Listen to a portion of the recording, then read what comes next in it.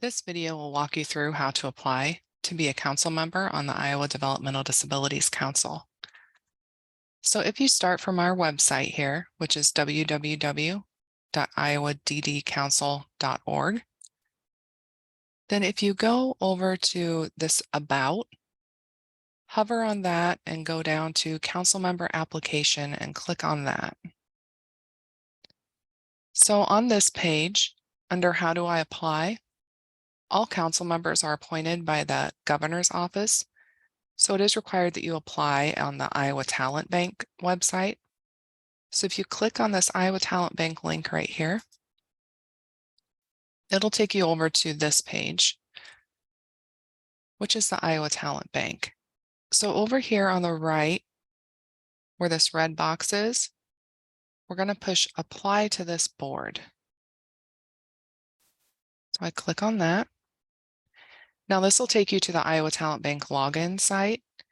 If you haven't already created an account on this website, you will need to do that first by clicking Create Account. So once that is created, then you'll put in your email and your password and click Login. So on this screen over to the left, it's going to show you all the areas that we will be filling in information.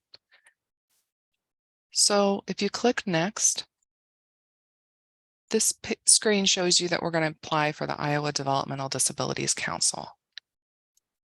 So I'm going to click Next. Now, if there's a red asterisk, that is a required field that you fill out. Some of these fields have been pre-populated from me creating an account on the Iowa Talent Bank site. It knows some of my information. So look over that and make sure that's all correct, and then add any other information that you'd like. For instance, if you'd like to put your personal email, you can do that, or your cell phone number, you can do that. At the bottom here under political party, it is a red asterisk, so it is required. This is a drop-down box, so if you click on it, it has your options here, and you're going to click on the option that you are registered on your voter registration card. So whatever party you're registered for on that, or if you're not registered under a party, then that's what you're going to put in this field. Then click Next.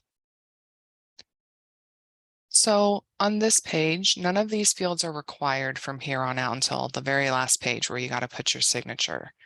But it is helpful if you fill out as much information as you're comfortable with. The governor's office does try to diversify councils and boards. For instance, we wouldn't want all people from a certain age group on the council, or all males or all females. So it is helpful the more information you can put on your application to get a diverse board. So fill out this information. And then for language, this is a drop-down box. So if you click on the box, then you can see all the languages that you're allowed to choose from. So once you filled out that information, click Next. This is education history. So if you'd like to put your schools that you attended, say you put your high school under school name first, when you attended that, and then if you'd like to add another school, you can click Add Education, and then you could put your college, for instance, in the next box. If you decide you don't want to put all your schools, you only want to put one, that's fine. Just click Remove, and this box will go away. So once you filled out that information, click Save. This will save your application information up to this point. So if you get called away and you can't complete the application all in one sitting, this will save you from entering all the information again. So once you've done that, click Next. Some people do have a professional license. If you do and you'd like to include it on your application, click this. It's a drop-down box, so just find whatever professional license that you hold and click on that. And then please include your license number, your license start date, and your license end date. If you hold more than one professional license, again, Click Add Professional License. If you made a mistake and didn't mean to push that box, again, just click Remove. So save that information and then click Next. This is your employment history. So if you'd like to put in your employer that you're currently at or were last at, you can do that. There is going to be a place later in the application process where you can upload a resume if you don't want to manually enter all your employment information. If you do, again, you just put Add Employment History and it will create another box for you. If you make a mistake, you can remove it. Then click Save to save your information. Click Next.